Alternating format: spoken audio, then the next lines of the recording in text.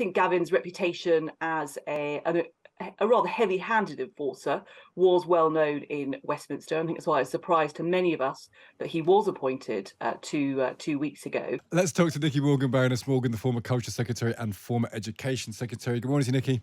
Good morning, Stig. How much of a bad egg was Gavin Williamson, or is he indicative of a broader culture?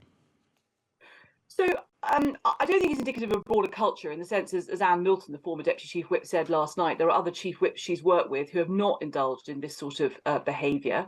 I think Gavin's reputation as a rather heavy-handed enforcer was well known in Westminster. I think that's why it's a surprise to many of us that he was appointed 2 weeks ago.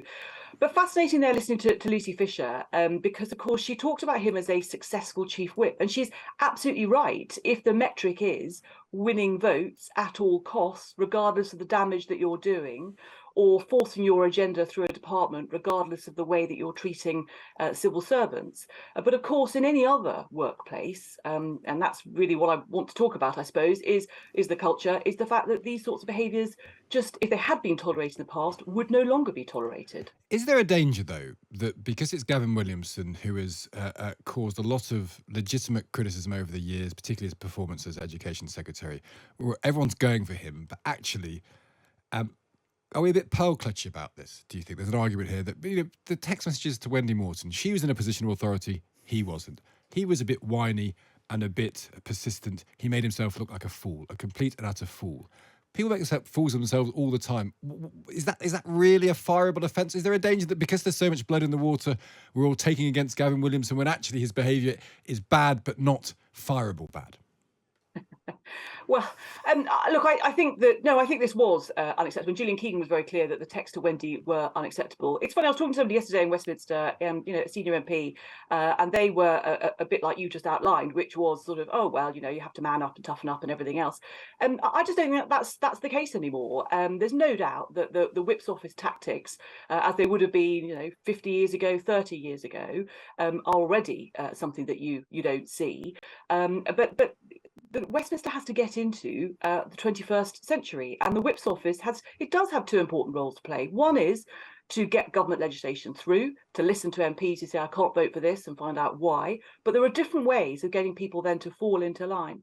But there is also a pastoral element, which some whips are better at than others, no doubt. But actually, in terms of supporting whips and all sorts of different things, or sorting MPs, all sorts of different things that are going on there in their lives. So actually, I think the fact that this has been called out so quickly is perhaps positive evidence that actually the norms in Westminster have changed.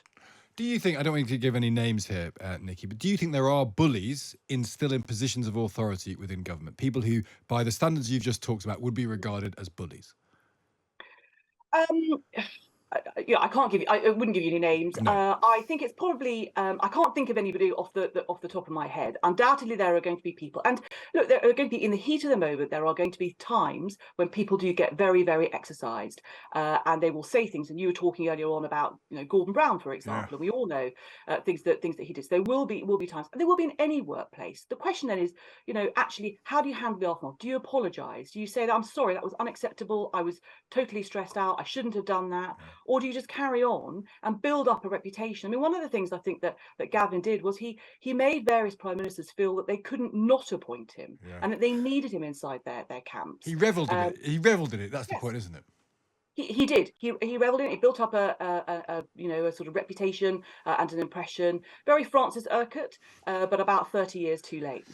Nicky Morgan, thank you for joining us. That's a good way of putting it. Baroness Morgan, the former Culture Secretary and former Education Secretary. There's a golden rule, I think. You should never raise your voice at work. Maybe that's a rule that Gavin Williamson could consider, and other people in Westminster. Absolutely.